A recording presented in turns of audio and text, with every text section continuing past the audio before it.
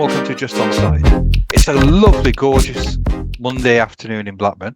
What's it like over there, Lewis? Uh, doesn't matter what the weather is, you know how I'm feeling. I thought I'd sort of gently ease you in. It was a defining weekend. There were some optimistic Arsenal fans saying that potentially it could be 5 points of difference after the weekend with a game in hand, but it's not quite worked out that way. So we'll focus on Arsenal, but really we've got to give credit to Liverpool. Done and dusted. That's what I'm going to say.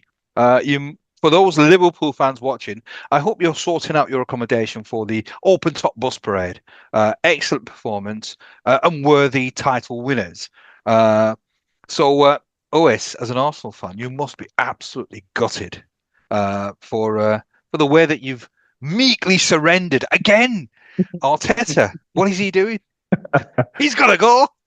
So really, let's unpack this. I Yeah. mean, it's something that I've been talking about for quite a while. That ultimately, sport is about winning, especially if you're at the top end of the sport. And Arsenal aren't just also runs; they are serious contenders. Now, I'm not sure how many seasons Arteta's been managing, but he's won one FA Cup and that's it.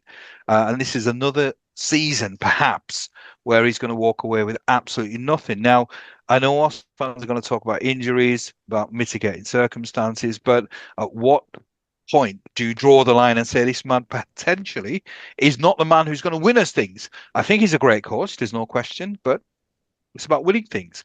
So, talk about the weekend. We'll obviously talk about Liverpool and how outstanding they were. They did the job, and really, it's for all intents and purposes, it's their title. So, would you first concede that it's Liverpool's title? I, to be honest with you, I think if you're gonna give me some credit, I conceded that some time ago, did I not? I mean, to be honest, I've never once suggested that we have a Premier League title race. If you remember a few weeks ago, we discussed, I told you that Arsenal would drop more points, that will proven to be the case over the coming weeks due to the personnel they were having to put out. But look, you're right. The first place we should start with is Liverpool. I prefer to start there. For me, yesterday, Ayub, irrespective of Arsenal on Saturday, which we'll get into no doubt, because I know you've got some strong views on Arteta, which you've already alluded to. I was going to say you should focus on your own coach, but the problem is you do focus on your own coach too much, probably.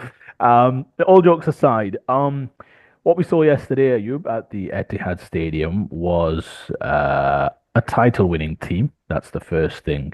Personifying everything that you want to see in what should be a title-winning outfit. Yes, you'll sometimes get some results here and there that may well, that happen throughout the course of seasons, even with teams that do go on to win the Premier League title. Liverpool this season have been the modicum of what has been the highest standard of football that I've seen in a while. Now, yes, Man City were that flag bearer for quite some time in terms of consistency of performance, and I think even the staunchest Guardiola critic, i.e., Ayub, would agree that they have been that semblance of consistency over the course of multiple seasons. But what Liverpool have put forth this year, Ayub, has been nothing short of remarkable.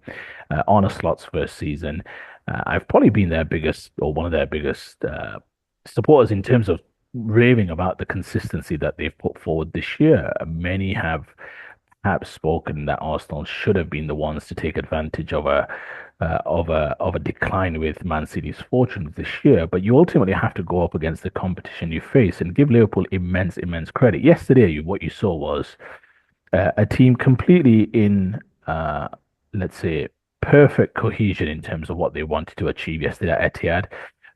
The entire defense, midfield, and attack was joined up in terms of how they were going to look to hurt City. But they knew that City, especially given the current form that they're in, didn't have enough to hurt them unless Liverpool helped them. That's what I saw when I watched Liverpool play yesterday. They played with an incredible amount of concentration. I don't know if you agree, you, but I saw more effort, commitment, and desire in terms of defending from Diaz and Salah that I've seen in a long time. I saw Salah defending, giving away corners, giving away throw-ins at his own byline. And you could tell as though Liverpool had gone into the game saying, if we keep a clean sheet, we're going to win and we're going to win handily.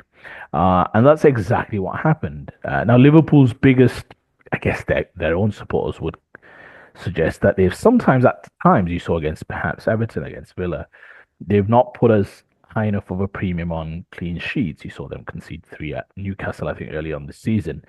But yesterday was an effort to say, this is our time, this is our moment. We're going to go into this game and we're going to seal the deal right here, right now. And I'm incredibly happy for them because if you remember when they were going through a lot of close finishes, we've had this discussion in person. I still remember exactly where we were arguing about how close they finished in some of those Premier League title races. And you argued the point that ultimately it's about wins and cups and trophies and all the rest of it. I'm glad they've managed to not only, I believe, land another Premier League title, although I believe that was the case some weeks ago. They've done it by exercising perhaps some ghosts and also putting Man City to the sword in their first league victory there, I think, for quite some time, especially under Pep Guardiola. I think it is Guardiola's first defeat at home in the league to Liverpool Football Club. So the fact that they've gone there, done a number on them, let's be very clear. Uh, Clearly the superior team. Possession, I don't care for it.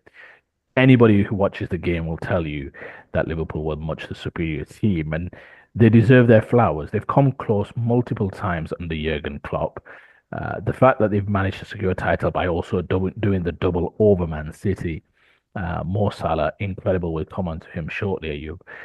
But I think you have to give them a whole bunch of credit. And one of the reasons why Arsenal fell short this season, at least from a league perspective, Ayub, is that there was a superior team in the league to them. Now, you can argue that Arsenal should be making a better fist of it, and I'm sure we'll get into that. But I think just for today and just for this segment, Liverpool yesterday, Ayub, incredible outfit, incredible team from the back where Alisson was calm, picking up crosses, dealing with every half chance that Man City seemed to create.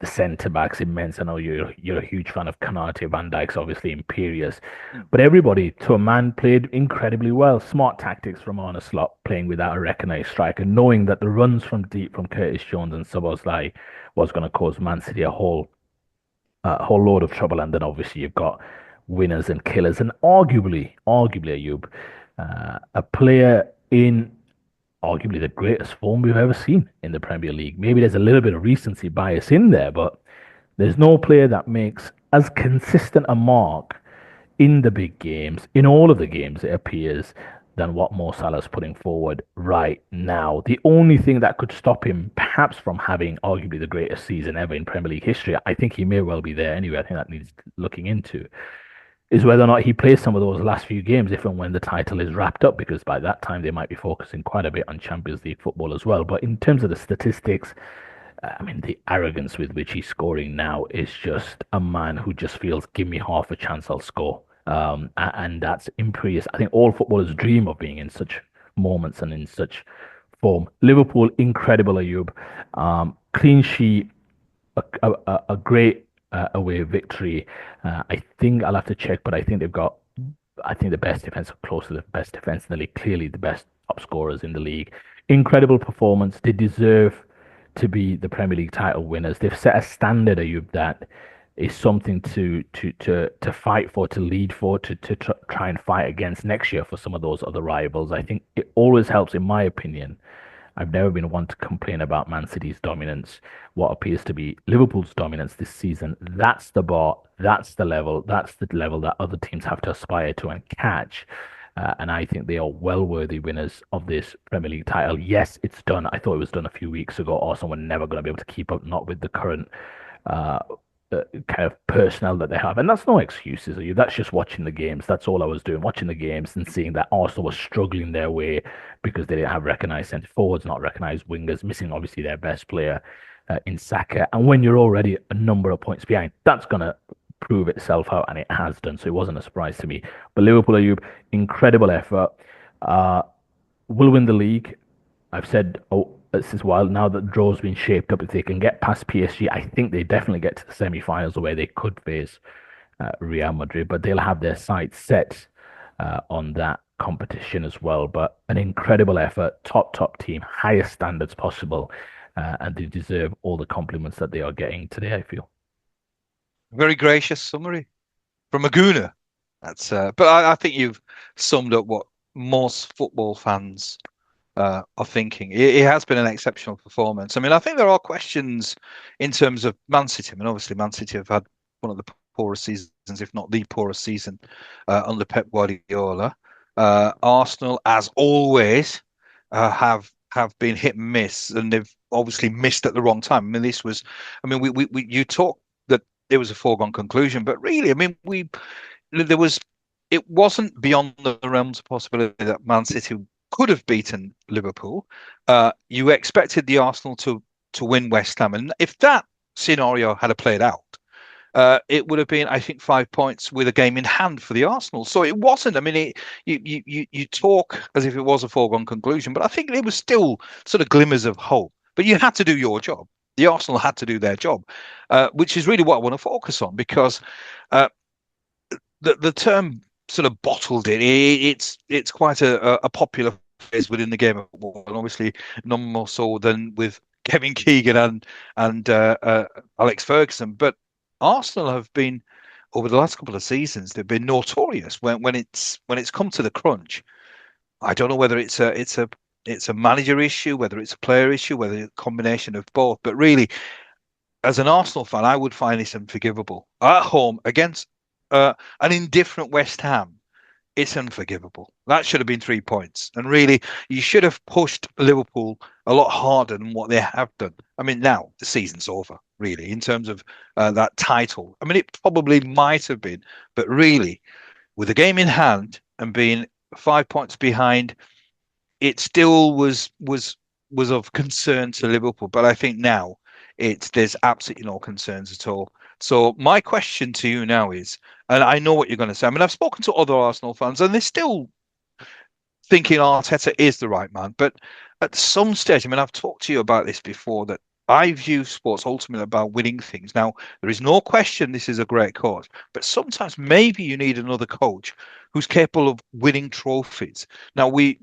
there's Mourinho is notorious for that. That he's a coach that divides opinion sometimes, but ultimately he brings you silverware. Arteta is an exemplary coach. I mean, I do. I think he's a wonderful coach, but he's not won apart from an FA Cup, which really for a club of Arsenal's magnitude is nothing. I think in the time that he's been at this football club, I think he's come close. Uh, but I'd rather sort of say the other way around that he's what's that famous saying? Clutch defeat from the jaws of victory. That is where my issue with Arteta is that I just don't think he's got what it takes to be a winner. I think he's a good coach, but he's not a winner. So, what's your thoughts on that? I mean, obviously, I know what you're going to say that he's been plagued with injuries to key players. He should be given another opportunity, another crack next season. Maybe invest in a striker, maybe another position, and he'll be much better equipped to go for the title. Uh, will he? That's the question. If I could reach across the screen and slap you, this would be that moment. To be honest with you, this would be that moment. But because you're older than me, I will have that respect, and I'll do so the next time I see you. But no, look, I disagree with your premise. You know that already. I have found some of the commentary around Arsenal in recent times a little befuddling, to be honest. And I try and call it as I see it. You've got Liverpool on the one hand. You have to give them immense credit. I think both can be true. Liverpool have set the standard. Don't forget, a lot of people don't necessarily see it that way, but I do. I always have. Liverpool's incredible consistency applies also a certain level of mental pressure on Arsenal to keep up, essentially. Now, look at Liverpool's results this year. They've lost one game in the Premier League at home to Nottingham Forest early on in the season. I think that's now 23 league games unbeaten. I'll have to double check that. In terms of other games lost this season, now we're about to enter March, Ayub. In terms of other games lost, they've lost Nottingham Forest at home. Fine, cool, no issues, early doors. They've lost away to Plymouth in the FA Cup, a game that they fielded essentially reserves. And it was a cup that they were willing to sacrifice. When you put a team out like they did, you're Mhm. essentially saying that we understand we may lose this game. If so, that's something that I'm willing to put up with. Honestly, I was quite upset after the game. But even so, the selection warranted that you're playing with the margins of victory slash defeat. And lose, they did. The other game that they lost was against PSV after essentially top spot in the group stages was guaranteed. And again, he left most of his players at home, so essentially played his reserves again. And the only other game that they've lost this season, Ayub, is not a game that they lost really, because losing 1-0 at Spurs in the first leg of the Carabao Cup semi final, League Cup semi final, isn't a game, it's half time because Yeah. they turned that around and smacked them at Anfield and got to the Carabao Cup final. So that's not even a defeat, that's just half time. When you look at it like that, the standard that Liverpool have put forth applies a certain level of pressure on Arsenal. Now, in amongst all the different challenges, some of them self inflicted, some of them, I would argue, very unfortunate with certain decisions, but also then with the injuries, all of that has culminated into a gap and a certain pressure, knowing that you've got to be at 100%. And they'd been on a 15 game unbeaten run, so it wasn't as though they were stuttering. I mean, they had some challenges. They were trying to grind their way to victories, but that's because they were missing, as you would say, some of their gun players who are going to affect the margin of victory. Your Martinellis, your Havertz, your Stackers, your Jesus. That's the first choice front line. I'm Mhm. just telling you the facts. I'm not saying it's an excuse. I'm just saying you go in to battle with weapons like that missing, you're not going to succeed. That's just a fact of life. Now, doesn't mean that Liverpool have been fortunate when it comes to players being available, but at the key juncture, they've had most of their best players fit and firing for the sake of the season. Arsenal had that, to be fair, last year, and they came incredibly close. They were fortunate a little bit. I think the season before, if you remember, Saliba got injured at a critical time, but last season, by and large, Arsenal were a fairly healthy team. The reason why I find some of the commentary around Arsenal befuddling is this idea that they can't come again, or this idea that they've bottled it, or they've because it's Arsenal and it's sometimes fun. And listen, all clubs get this to some extent, but what I like about Arteta more than anything is that he doesn't get too involved in the dramatics and what have you. He did not give in to that excuse. I don't know if you saw the post-match press conference after West Ham. A, he was angry. And B, when it was put to him about the injuries, he cut the journalist short and he said, "No, I'm not having it. I'm absolutely not having it." That fell well short of the standards that we expect. Now, that's the manager I want managing my football club, not using that to peddle. Like, he might be feeling this internally. Of course, he's smart. He knows I've not got enough up front. He's not stupid. But the commentary around the club, around the squad, is that no, still the standards are the standards and we need to be much better. And we weren't. And he was very angry about it. So, again, I've got no issues with that. The main suggestion that I refute, essentially, like I said, is that Arsenal have, like you said, somewhat bottled it or not come up trumps as though this is it. This is their final opportunity. Now, sometimes in sport, Ayub, I've mentioned this before, the role in a sports story sometimes is the one that where you come close and you come close and you come close. And sometimes that door opens. Sometimes we've seen in sporting history that door never opens, as we've seen. And that's across all types of sports, right? Um, Now, after the first season, when they, I think, lost the Premier League, they fell short by 5 points. The idea was, and if you remember, we used to discuss it with Badge yourself as well, teams are going to be improving and next year won't quite be the same and all the rest of it. And they ran them closer with 89 points compared to City's 91. And they came incredibly close. I think most people accept that they really did. I mean, they took it to the final day. Now, this season they've obviously come up short. They've not quite been the team that they have been, and that's something that Arteta is going to have to work through. Now, it's still his first proper job, Ayub. Yes, you may argue he's been there for 4 or 5 years, but of course he's going to learn, he's going to mature, he's going to grow, he's going to understand where some of the mistakes were made. You've got to ask yourself, why are we in such a rush to move on from managers who have shown consistently the ability to compete? Now, he's got them back into the big time. He's got them dining at the top table, knocking on the door. And it's as though we as society just simply want to see people pay with their jobs if we think that they've fallen short of our own expectations. Now, I can tell you, Arsenal board won't be doing anything to Mikel Arteta, nor should they even be considering. Of course, I think it's a stupid question. The worry I would have is where perhaps Arteta, for whatever reason, feels I'm not sure if I can take them across the threshold. Now, that would be an ill judgment on his part, without a shadow of a doubt. But you've seen Pep, after a number of close finishes in the title race this year, with a few personal issues aside, feel the strain of it somewhat. You wonder what's happened with Arteta. It's his first proper job, a couple of big title races. You can understand that would have perhaps taken its pound of flesh. Now, that's again no excuse. But you worry about perhaps what the coach might surmise come in the summer, where he thinks we keep knocking, but we're coming up short. I just think success happens if you keep knocking on the door. It's a process driven exercise. You do the right things. Look at Liverpool. They are actually just 1 point better off this year at this stage than they were last year. They have 64 points this season after 27 games. They had 63 points last year. The issue last year, however, was that Arsenal and City were right there. And then Liverpool actually fell away. If you remember the last 6 or 7 games, they Mm, fell away yeah. with a few indifferent results. Palace at home, I remember, and a few others. Yet Liverpool didn't get the same level of scrutiny last year in terms of, well, they've fallen away. How come that has happened? And the club, remember, they led the league from early doors. The reason why a lot of people don't give them the scrutiny, objective neutrals, is A, there were two other teams to still give us the title race that we all crave as neutrals, the entertainment, the story, the challenge, and what have you. And secondly, a lot of the objective, I guess, the eye test people said they're still not keeping as many clean sheets as you would like, conceding the first goal in many of these games down the stretch, and that's going to cost them. And in the end, it did. The same was the same for Arsenal. I watched them closely, and they were struggling to score goals. And then when you take away the firepower, you're going to think, well, you're going to struggle in a lot of games in terms of being able to think it. But if Liverpool can recover and put together a season like you have done this year and go on to win the Premier League title race, which they will. I mean, it's February, but I think most people accept it's a foregone conclusion. There's no reason why Arsenal can't keep knocking at the door. You keep doing the right things, you learn, you adapt, you grow, you learn from some of your mistakes, you learn from your competitors, you learn from your rivals, and you go again. I'm just trying to understand, and I'm more than happy for you to give me your thoughts.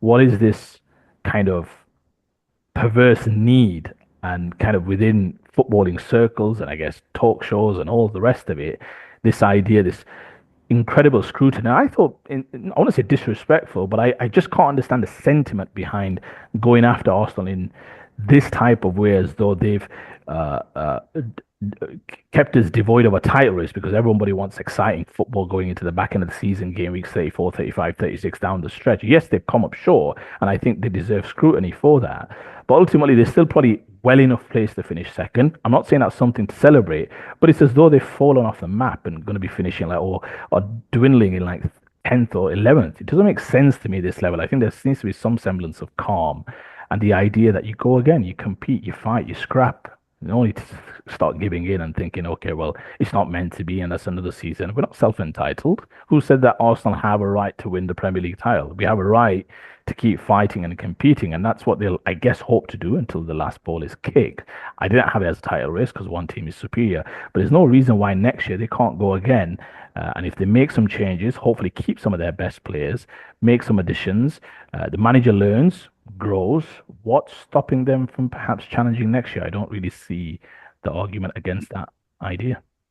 Yeah, I mean, my point with Arteta is not, as I said, I keep on reiterating that it's nothing to do with his ability. I think he is an exceptional coach, which in a sense sounds a contradiction that I'm saying he's a great coach, but then I think he should move on. I think it's more to do with, and Liverpool are a classic example. I mean, if Klopp had decided that he wasn't going to retire, he'd still be managing this season. Uh, he's been replaced, or obviously he resigned or he retired. And this is a slightly different animal. I think what Slaughter's brought. Now, Klopp was a hugely successful manager of Liverpool Football Club, but I think what Slaughter's brought Liverpool is more than what Slot brought because I think there's a certain difference to this Liverpool side. Now, the personnel are still the same. But what Slot has is maybe he's a little bit more pragmatic. I think his in-game management is second to none. I think he is one of the best coaches, if not the best coach, at changing within the game. He has, I think, plan A, plan B, plan C. He's very clever. I mean that first goal. It's something that they probably, I'm not sure if they've done before, but suddenly he's brought a new little set piece, uh, surprised everybody. And it's things like that that he's constantly looking at new ways, but within a game as well. So that's why I say about just because a coach is really, really good, maybe sometimes you just got to think, because I think with Klopp, maybe he had come to the end of the line. And even though he had wonderful success, sometimes maybe you've just got to look at it from that point of view. Right, this is a great coach, a good coach, but maybe we just need something different to try and perhaps it's that sort of the the final sort of 0.5%. Maybe that's what Arsenal should be looking at, and maybe perhaps Arteta has reached his ceiling. He cannot do any more. Now you can turn around and say, well, look, he's had players missing. Last season, you yourself talked about that he had the players last season and he still fell short. So even if next season he has the players, maybe he'll do exactly what he did last season, where he'll fall short. So maybe perhaps Liverpool should be used as a model where you bring in a new man, but a guy who's obviously got the credentials, which Slot obviously had. He's never managed in the Premier League, but he had the credentials, and that really is what I would be looking at. That it's not a criticism of Arteta, but maybe he just perhaps hasn't got that sort of that that ingredient that you need, which makes very good coaches into winning coaches.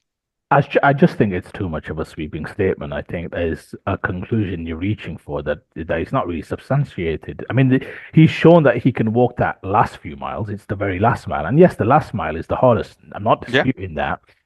But ultimately, before you can win, you have to challenge, and they are challenging. I don't think they've challenged this year. Let me be very clear. By my definition of challenging for the Premier League title, they have not challenged. They are the closest to Liverpool simply by position in the table. But this is not a title race. I never once suggested that it was, and that's been proven to be the case. By the way, I still expect the gap to get ever wider. So that'll be proven to be the case. I think a lot of the sentiment towards Arsenal right now, like I said, is this yearning and zest for a story. Because that's what football is. It's a story. That's what drives the headlines. That's why we have the Gary Neville podcast or the Sunday Super Sunday analysis afterwards, where they all sit together and speak about what this means and what is this, because that's what sells, right? Hmm. And I get it. We want to still be talking big time football come April and May when you're going into the final knockings of the season. That's what's going to be selling, right? If you look at the results over the weekend, some might even argue that relegation might well be defined pretty quickly. I mean, Wolves won the bottom Oh, three. that's done. That's done. I mean, it's exactly what we predicted. Right, and so the challenge, I think some of it is coming from there. The reason why I think it's a statement that's wrong is ultimately that Klopp, and let's get back to Liverpool at some point, but Klopp was there for a number of years. That's the first thing. Secondly, there's an age difference. Klopp's been managing the biggest clubs for quite some time, but he'd been at Liverpool for quite some time. Lots of near misses, Premier League wins, Premier League close runs, Champions League wins, Champions League defeats. I'm talking finals. So he's been there, played so many huge matches, and clearly from everything that you hear, he was burnt out. He was just not ready to give what it would have needed. So the fact is, he made his own decision. Arteta's absolutely not at that stage. It's his first job. It's his first job. These are the first 2 or 3 years where he's competing at the very top. And if you speak about it, I think Ayub, you'll agree. When you listen to him, he's a man clearly driven to win Mm. the bigger stuff. That's not somebody who's shy of the final, Yeah. the pressure, or somehow shying away from it. He took Guardiola head on, came up short twice. He talks a good game. He doesn't shy away from it. He wants his team to compete and compete at the highest level. I think he's made for it. Now, I just think sometimes some of these stories are written in a way where there are some failures early doors. There are some shortcomings. There are some learnings to be had. I think that's fine. I think that's the way it goes, unfortunately, Yub. And I think near misses are part of the story. Liverpool, that was part of Liverpool's story. So many times the narrative was, how do we determine Klopp or how do we judge him? He won one Premier League title, and I kept speaking about his near misses as though, and I was looked upon like with lunacy, like, what are you doing? Well, second by yours truly, I remember. So, I mean, look, the fact is, look, it's not really an Arsenal story. I think today really does belong to Liverpool. I think it's there. I don't think it's too soon or hyperbole to say this is their Premier League title triumph. I think it is a done deal. I thought it was done a while ago, but this now everyone seems to have cottoned on that this will be the case.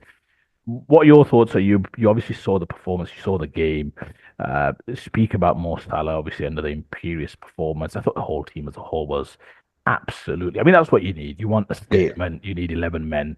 I guess 14 or 15 given the subs, but to go out there, put a statement, and really, in a sense, a little bit of the messaging also to Pep Guardiola that even if they start to get things right next year, Liverpool, if they hold on to all their best players, will clearly be the team to beat.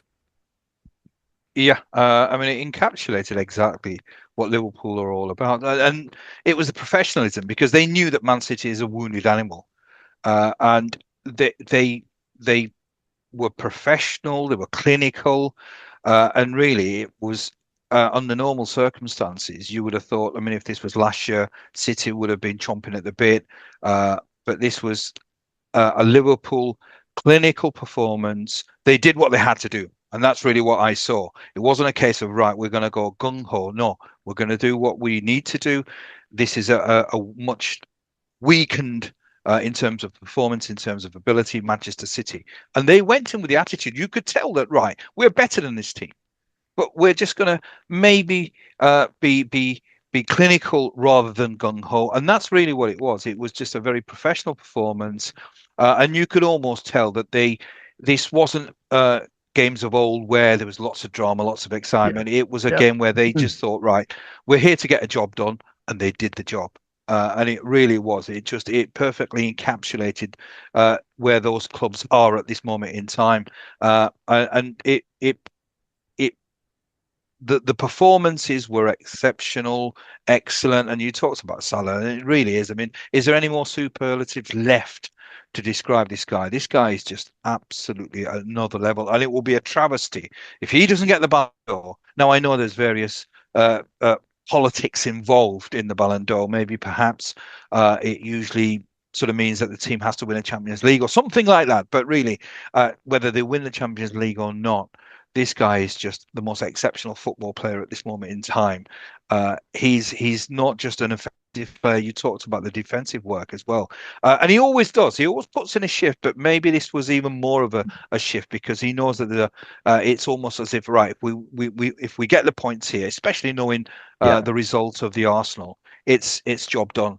And it looked like a team that was on a mission. They knew that really this was the game that will define the destiny of the Premier League. Maybe it was already, as you alluded to, weeks before, but this was Yeah. perhaps a definite right. This is ours, and it was. It was a wonderful performance and richly deserved. I think they have been the best side. It's been a poor league. I mean, I must confess, this has been probably the weakest Premier League, but in the strongest in terms of depth. I think, but that's because perhaps the top teams uh, have lowered their standards, which has made the pack a little bit more compact.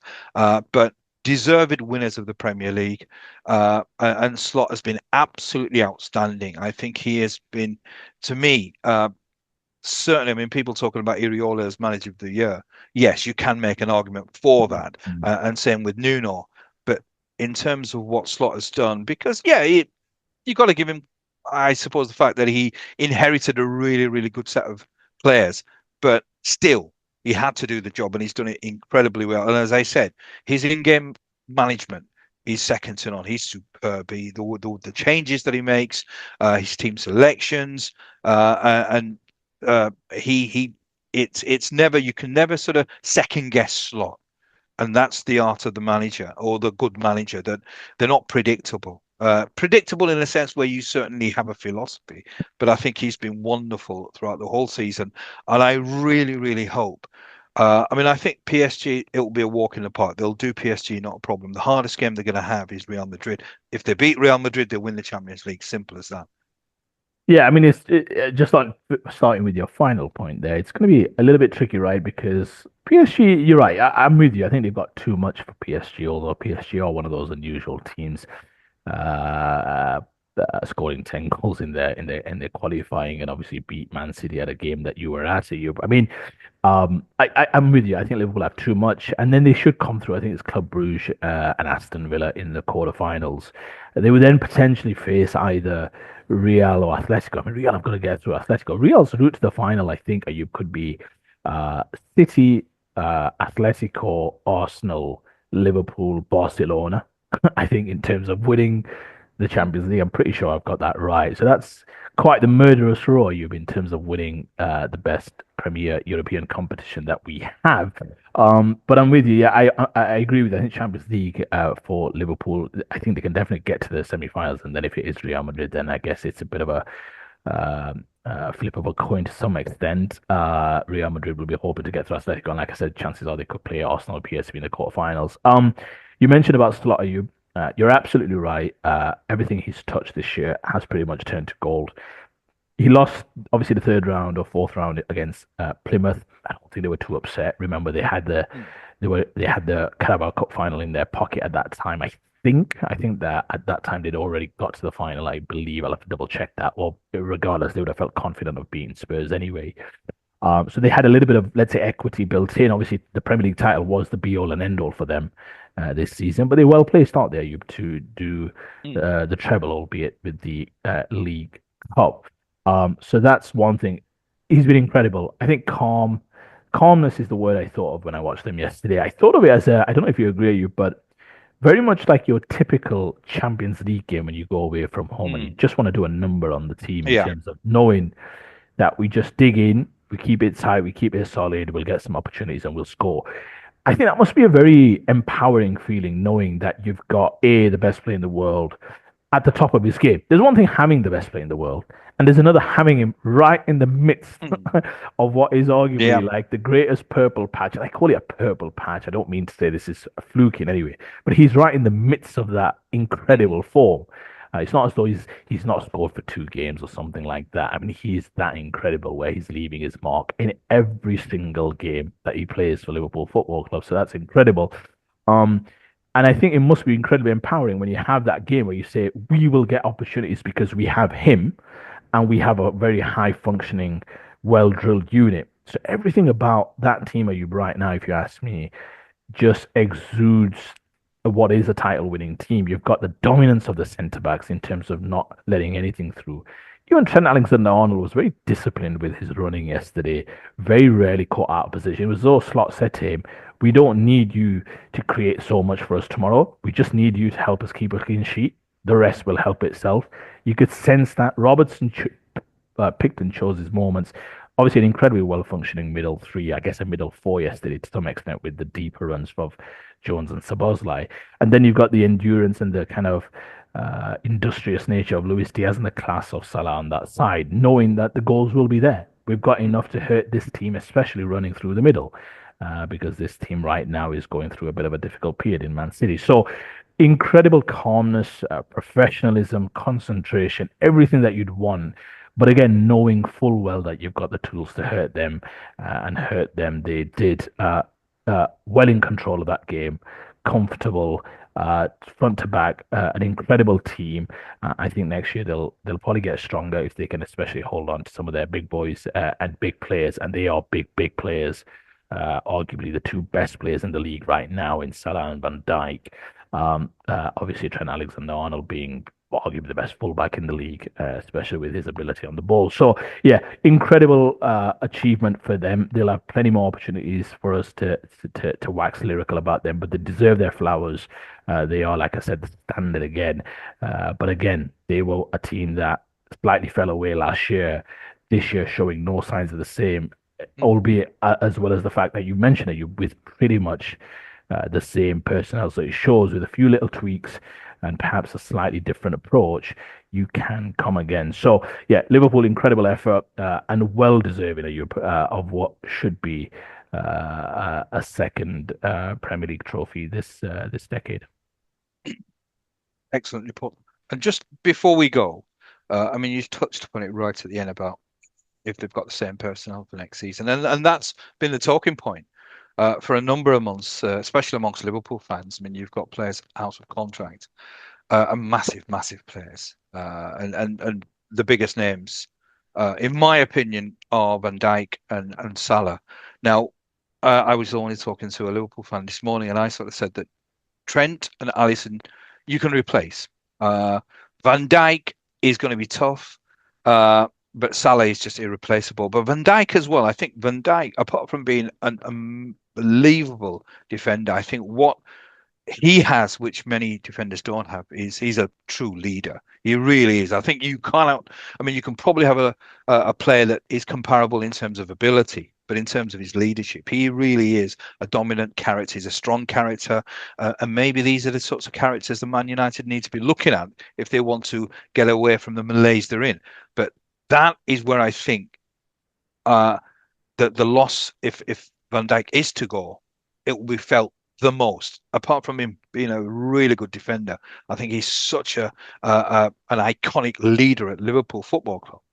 that I think that void will be difficult to fill, and I think that will hurt Liverpool if they lose Van Dijk. I think Van Dijk and Salah to me are the two players that they must keep, and I think the way they've been playing, they're almost making themselves right. Okay, if you want to keep us, we're going to give you the best versions of ourselves. Now pay us top dollars and give us a 5 year contract, which is it, which is a wonderful way. That's the way that you do it. If you want to stay at a football club, or if you want to dictate terms, this is how you dictate terms. I think with Trent Arnold, is a top player, but there's been sort of elements of moodiness. There's been a few times where maybe you can question his performances as well, but I think he's replaceable to a certain extent. I think they've got Conor Bradley, who I think is exceptional. Same with Alisson as well. I think he's a leader as well. I think he's a strong character. But I think Liverpool can afford to let him go. Same with Arnold. But them two, absolutely no chance. What's your thoughts? Do you think that they will stay? And what do you think the impact will be if they do go?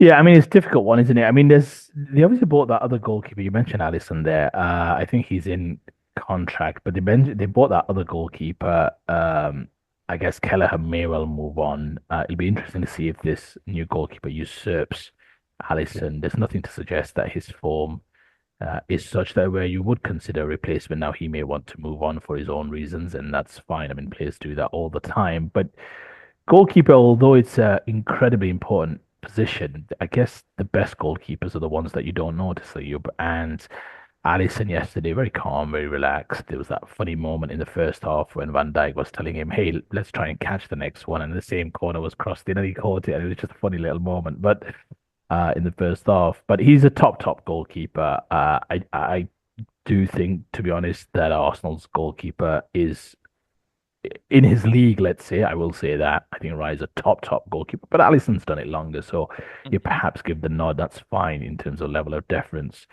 In terms of the other three, Ayub, as a Liverpool fan, I would be thinking along the lines of we obviously didn't buy as much last season. Now, the Liverpool hierarchy might say, well, we didn't need to, and that's been proven out to be the case. We had the personnel, we just needed some tinkering and some managing.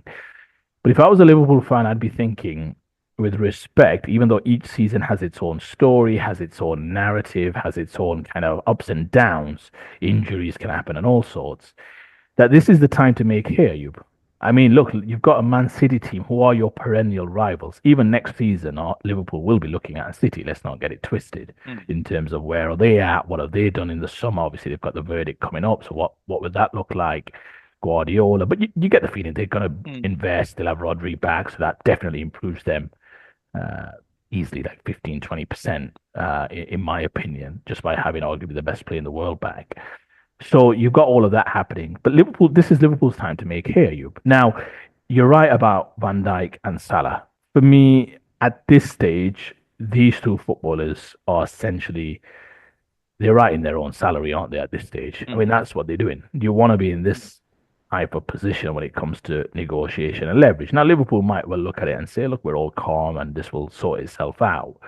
But there's no doubt about it that with every single game that passes, the negotiation power and the leverage, the bargaining power of the players, if it is going to come down to just simply bargaining power, lies with the players. They'll be Mm. suggesting that there's nothing in our performances that tells you that we shouldn't get a long-term contract. Mm. There's nothing in our performances that tell you that we shouldn't be not just the highest paid players in our position, but by some distance.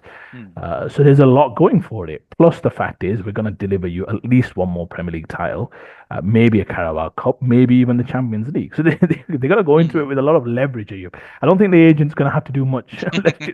Let's just say that. I mean, it should be a pretty short meeting, you would think. Um, so right now, I mean, the Salah one's the incredible one. I mean, Van Dijk for sure. I mean, without a shadow of a doubt, best centre back in the league, arguably the best centre back in Europe and in the world. Got no qualms.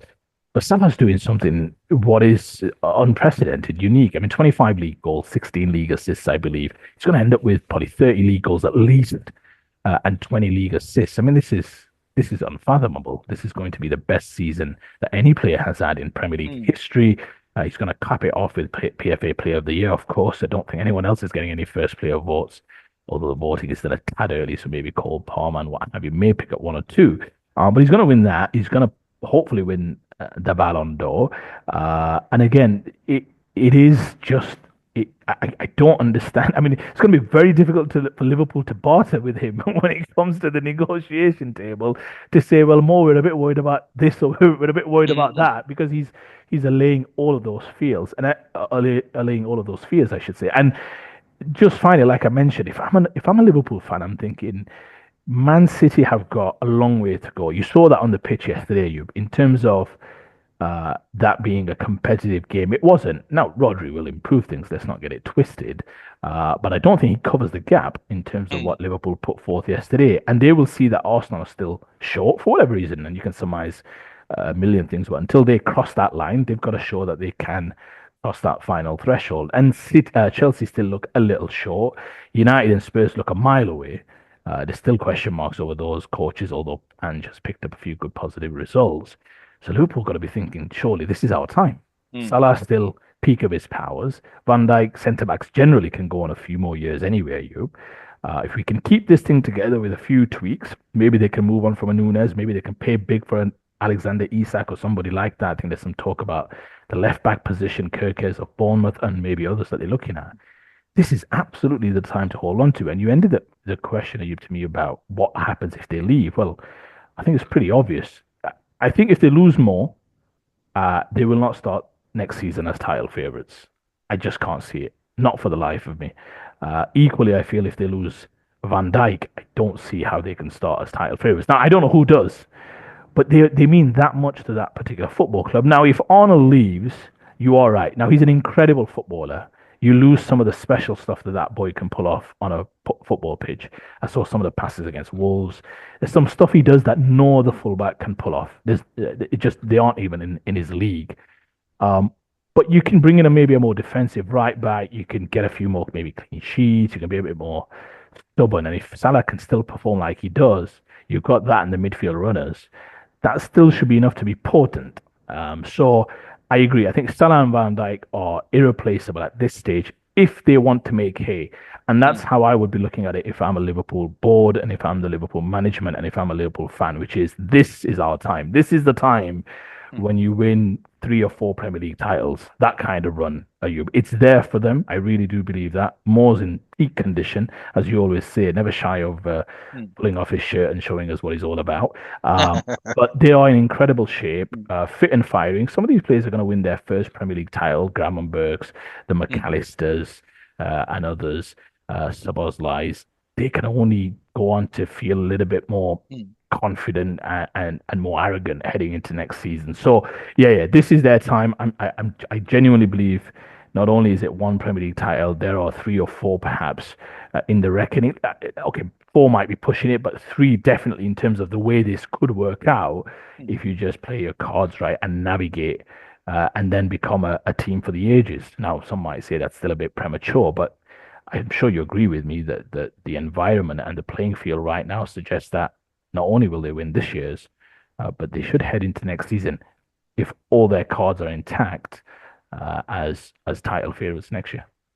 Yeah. And just as a final point, I think it's absolutely imperative if Liverpool are going to be serious contenders, because you're right that they could win the league, they could win the Champions League, they could win the Carabao Cup, it could be a triple.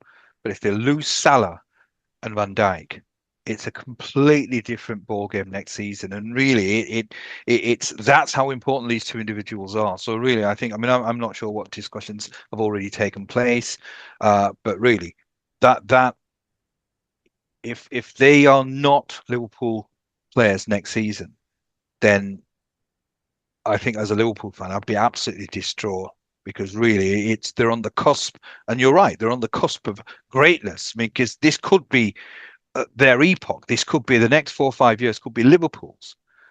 But if you lose those players, that's gone. So that's how important those two individuals are. And I really, I mean, I'm obviously the discussions were the length of contract, the amount. I mean, I'm not sure whether the amount was an issue as well. But really, they should be the highest paid attacking player and the highest paid defensive player. And the contracts, if they want 3 years, they should be getting 3 years because Salah certainly is he's going to be playing till he's nearly 40 because he looks after himself. Van Dijk as well. I mean, he's had injuries in the past, serious injuries. He's a big lad, so maybe with big lads, there's always that potential that maybe injuries take that a little bit longer when they're older. But again, he looks after himself. He lives well. He's a very smart guy.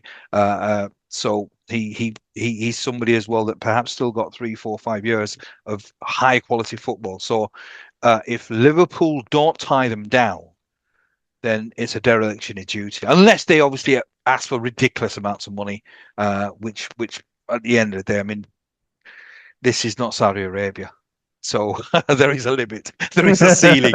So Yeah, yeah. I mean, you coined it beautifully there, actually. I couldn't have said it better myself. You mentioned on the cusp of greatness, and that's what Liverpool are fighting for. Again, I don't think it's hyperbole to suggest. I mean, not only are they on the cusp of greatness, because you're right, the last decade, I guess, were defined by Man City, right, to some extent, in terms of course, they didn't win every title in that time, but they defined the era when it came mm, to the Premier League, and you've seen eras before that in terms of Manchester United, in terms of even Chelsea during the Mourinho era. There are eras mm, defined by certain teams, certain managers. Slot has that opportunity to define this era again, just because of the unique opportunity. Now, we both suggested that we're not sure if Pep Guardiola will ever win another Premier League title with Man City, simply because of the fact that he needs to build another team. There's nothing I saw yesterday that suggests there are clear routes there. I think there's some big challenges there. Yes, we keep talking about Rodri, and he is that good a player that you put him back in, and he's probably worth at least another 5 or 6 points to you, even on today's total. yeah, But you mentioned about those two players that you've just very quickly. I think for those two players specifically, there is, I guess, to some extent, Premier League footballing immortality, which is on the horizon as well. Now, we spoke about previously Mo Salah going down as the greatest Premier League player of all time. I still said, if you remember, that I don't quite see it just yet, but if he wins this season, the Premier League, given he was already on the trajectory of hitting record-breaking numbers, and that's only gotten mm, greater, by the way.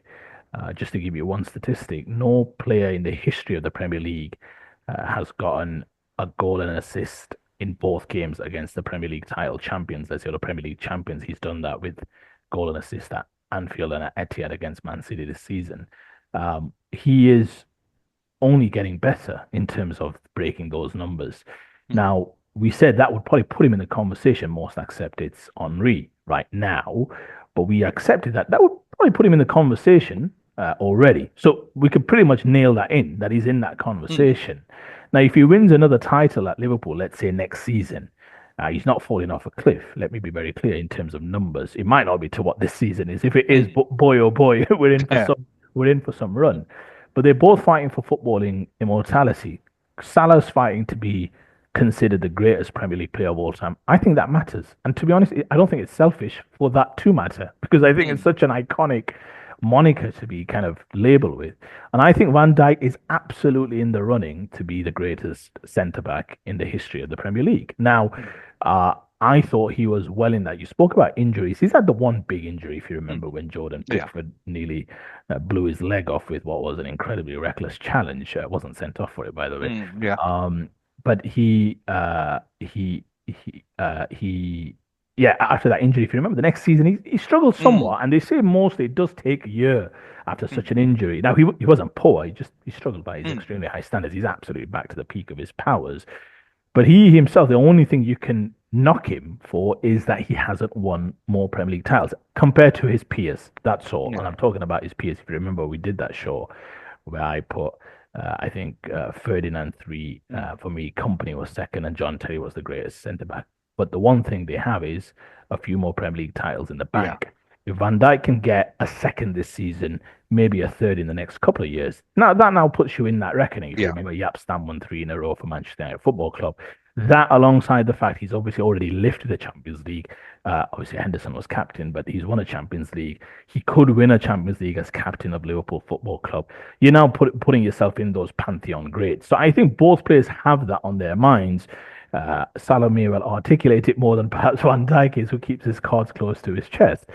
But I feel like that should be played upon by Liverpool Football Club because that's what these two players are fighting Mm, for. That's what Liverpool have the opportunity to do, to go down in history, not just win one Premier League title after 30 years and amazing, and now they're on the cusp of winning another, but now it's the chance to really make it and win title after title, which is what ultimately the best teams are known for, you. So mm. I think that's what's on the table here, and I hope Liverpool for their, I guess, I mean, you've got to hope they've got to seize that opportunity. You, what do you think?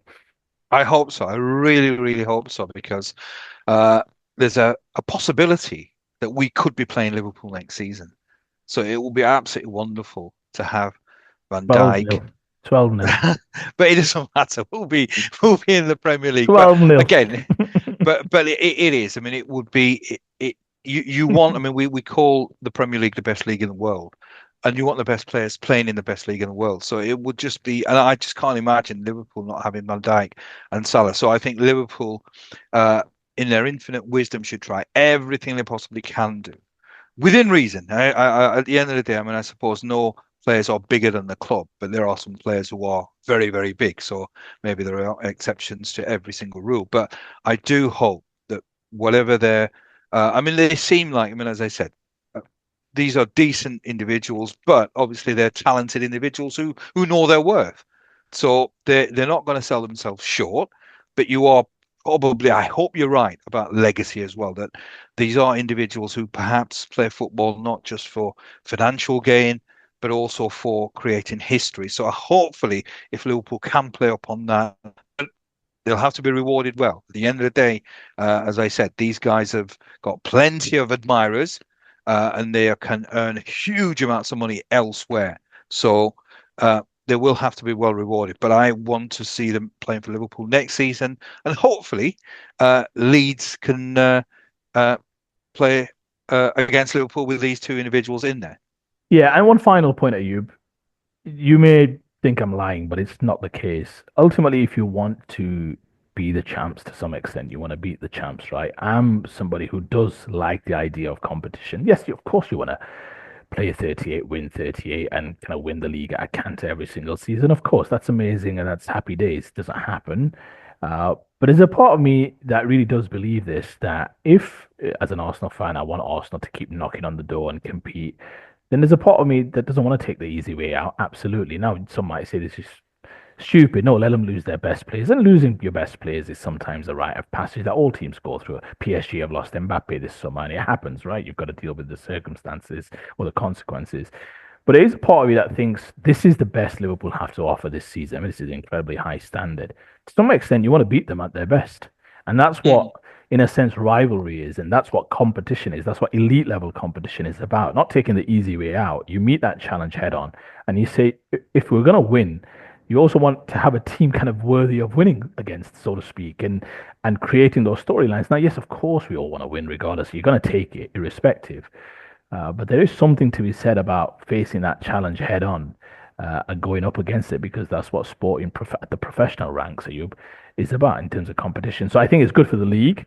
I think it's good for competition. I think it's good for definitely good for Liverpool. But I think even the nearest rivals, of course, Arsenal will be hoping to keep their best players as well.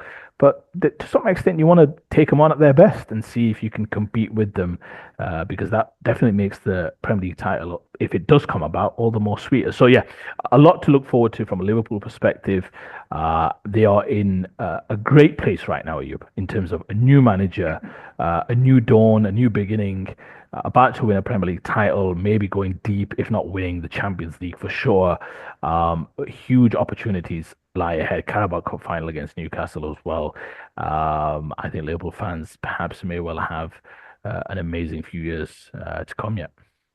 Right. Okay. And on that note, especially because my heart rate is increasing, I'm sort of starting to sweat, starting to get nervous, which sort of tells you that we're about 2.5 hours away from kickoff, Leeds Sheffield United. So I'm going to try and focus on that now. But It's looking good, isn't it? I mean, Burnley obviously spanked. Was it Wednesday 4-0? I think it was on Friday. yeah, which was, I mean, obviously for George's sake, it's a great result, but I would have preferred a draw at best because it just sort of creates that little bit of space. I mean, there's pressure on the game. I mean, there's more pressure on Sheffield United than there is on Leeds, in the sense that if we win, that's 5 points between us and Sheffield United. And obviously the gap between Sheffield United and Burnley is only 2 points, and they've got to play each other. But it's nerve-wracking. I mean, this is really, if I was a professional footballer, these are the games that I would be looking forward to. But in contrast to what you were saying, I'd be hoping that all the major Sheffield United players are injured. It's not about matching yourself against the best. You want the easiest opposition. But uh, a good manager managing Leeds United Football Club, this will be 3 points for us. My concern is Daniel Farke. I'm not sure what how he's Like a, gonna. he's, he's like a broken record, this lad. So it's I'm nervous. I'm nervous. I mean, I will take a draw. I've got to be honest. I will take a draw because it sort of it still means that we're 5 points away from third spot, which is always the important spot. But Yeah. also it means that we're Sheffield United have not sort of closed the gap on us, and we're still top of the table because psychologically, obviously, it's very, very important. But I'm getting nervous. It's this is it could be the defining game. I will honestly go as far as saying if we win, uh, by the grace of the Almighty, we will be promoted. That's how confident I will be if we win. But it's going to be a tough ask because Well, Sheffield United are second for a reason. yeah, exactly. And I know we've dedicated today to Liverpool, and rightly so. Can I just say, if Leeds get promoted, we're not dedicating the next show just to Leeds United Football Club. But the only, I mean, I'm hoping on omens because when Liverpool did last win the league in COVID year, that's when we got promoted. So maybe the stars will align again. Liverpool will win the league and we'll get promoted. So let's see. But on that note, on that, Okay, just very quickly, yeah, just go on. early prediction. If Liverpool play Leeds twice next year, what's the aggregate scoreline? It could get ugly if Salah's playing. It could get ugly. But it's dining at the best table in the restaurant. That's really what I want to do, and hopefully by then, I mean, if we are promoted, we'll have.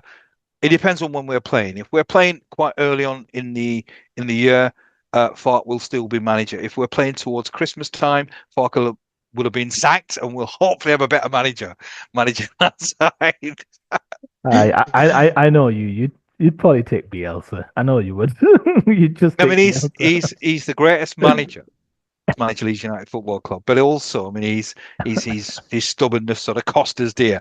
But on that note, I think we've Yep. been going for an hour, so I'll as always a pleasure to talk to you. Likewise. The and viewers, as always, a pleasure that you've tuned in. Hopefully, you're still tuned in. But until the next time, stay safe, enjoy yourselves. We'll see you soon. Ta